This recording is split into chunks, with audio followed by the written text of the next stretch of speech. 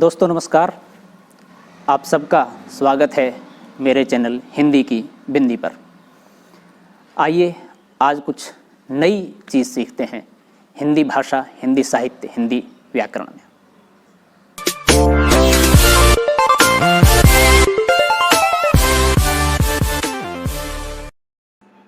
वाक्य और उसके भेद।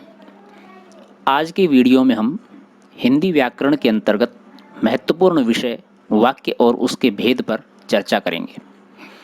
आप इसे अच्छे से समझें, क्योंकि वाक्य से ही कविता, कहानी, उपन्यास, नाटक आदि विधाओं को लिखा जाता है। इससे संबंधित अनेक सवाल प्रतियोगी परीक्षाओं में पूछे जाते हैं। अतः इसे आप जान लेंगे तो आप वाक्य संबंधी गलतियां नहीं करेंगे। आइए तो शुरू करते हैं आज का टॉपिक, वाक्य। वाक्य और वाक्य के भेद। दो या दो से अधिक पदों के सार्थक समूह को जिसका पूरा पूरा अर्थ निकलता है वाक्य कहते हैं। उदाहरण के लिए, सत्य की विजय होती है। यह एक वाक्य है क्योंकि इसका पूरा पूरा अर्थ निकलता है। किंतु सत्य विजय होती वाक्य नहीं है क्योंकि इसका अर्थ नहीं निकलता है। वाक्य के दो अंग होते हैं, उद्देश्य और विधेय। वाक्य भेद दो प्रकार से किए जा सकते हैं, अर्थ एवं रचना। अर्थ के आधार पर वाक्य भेद 8 प्रकार के होते हैं और रचना के आधार पर वाक्य भेद 3 प्रकार के होते हैं। पहले हम जानते हैं अर्थ के आधार पर। अर्थ के आधार पर 8 प्रकार के वाक्य होते हैं। ये कौन कौन से हैं? निम्न है: विधानवाचक वाक्य, निषेधवाचक वाक्य, प्रश्नवाचक वाक्य, विस्मयादिवाचक वाक्य, आज्ञावाचक वाक्य, इच्छावाचक वाक्य, संकेतवाचक वाक्य, संदेहवाचक वाक्य। अब एक एक वाक्य की विस्तृत परिभाषा जानते हैं, उसके उदाहरण सहित। विधानवाचक सूचक वाक्य वह वाक्य जिससे किसी प्रकार की जानकारी प्राप्त होती है वह विधानवाचक वाक्य कहलाता है।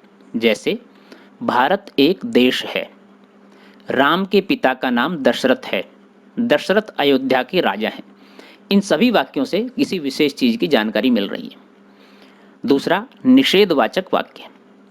जिन वाक्यों से कार्य न होने का भाव प्रकट होता है उन्हें निषेधवाचक वाक्य कहते हैं, नकारात्मकता। जैसे, मैंने दूध नहीं पिया, मैंने खाना नहीं खाया। तीसरा है प्रश्नवाचक वाक्य। यह वाक्य जिसके द्वारा किसी प्रकार प्रश्न किया जाता है वह प्रश्नवाचक वाक्य कहलाता है। जैसे, भारत क्या है, राम के पिता कौन हैं, दशरथ कहाँ के राजा हैं। ये सभी प्रश्नवाचक हैं। चौथा है आज्ञावाचक वाक्य। वह वाक्य जिसके द्वारा किसी प्रकार की आज्ञा दी जाती है या प्रार्थना की जाती है वह विधि सूचक वाक्य कहलाता है।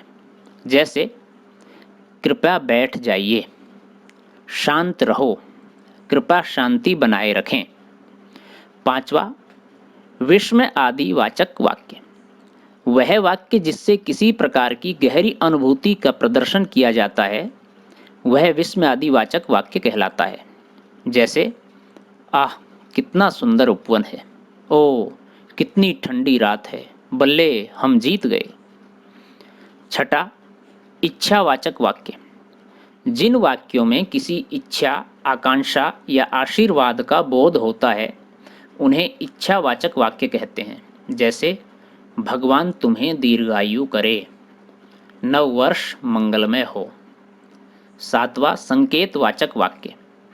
जिन वाक्यों में किसी संकेत का बोध होता है उन्हें संकेतवाचक वाक्य कहते हैं।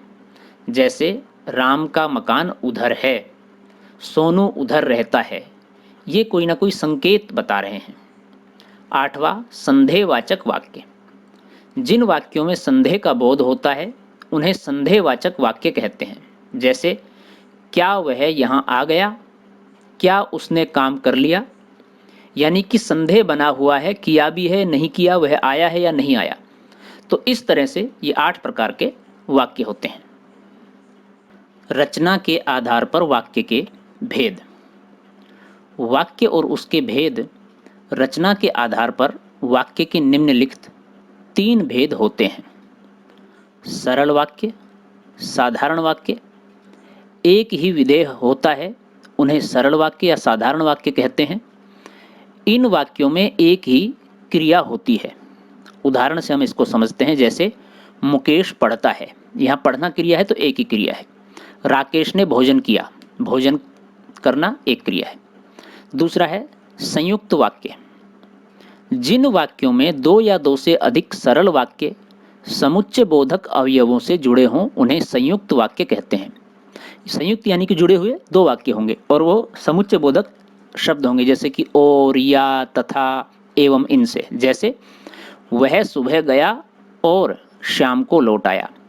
इसकी तलाशी लो और घड़ी मिल जाएगी। करो या मरो। मोहन एक पुस्तक चाहता था और वह उसे मिल गई। दीपिका या तो स्वयं आएगी या तार भेजेगी। विजय चुस्त न हो पर है समझदार।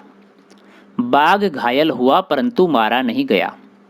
वह विद्वान बनना चाहता था, इसलिए बड़े बड़े ग्रंथ पढ़ता था। उसका काम बन जाए इसलिए वह किसी से सिफारिश कराने के चक्कर में है। अगला है मिश्रित यानी कि मिश्र वाक्य, यानी कि मिले हुए। जिन वाक्यों में एक मुख्य या प्रधान वाक्य हो और अन्य आश्रित उपवाक्य हों, उन्हें मिश्रित वाक्य कहते हैं। इनमें एक मुख्य उद्देश्य और मुख्य विधेय के अलावा एक से अधिक समापिका क्रियाएं होती हैं, अर्थात अनेक क्रियाएं होती हैं, समाहित होती हैं। जैसे ज्यों ही उसने दवा पी वह सो गया। यदि परिश्रम करोगे तो उत्तीर्ण हो जाओगे। मैं जानता हूं कि तुम्हारे अक्षर अच्छे नहीं बनते। जो गरीबों की सहायता करते हैं वे धर्मात्मा होते हैं। वह मुझसे कहता है कि मेरे घर आओ। उसने परिश्रम किया ताकि परीक्षा उत्तीर्ण करे। तो ये थे दोस्तों वाक्य। आपको ये टॉपिक कैसा लगा, वाक्य रचना संबंधित, हमें ज़रूर बताएं। यदि अच्छा लगा हो तो लाइक करें, शेयर करें, कमेंट्स करें और चैनल को सब्सक्राइब करना न भूलें। यदि आप किसी विशेष टॉपिक का अभी अध्ययन कर रहे हैं तो आप कमेंट्स के माध्यम हमें बताइए। हम उस टॉपिक से रिलेटेड संबंधित वीडियो बनाएंगे और आप उसे देख सकते हैं। धन्यवाद। नए वीडियो में नए टॉपिक के साथ फिर मिलते हैं। शुक्रिया।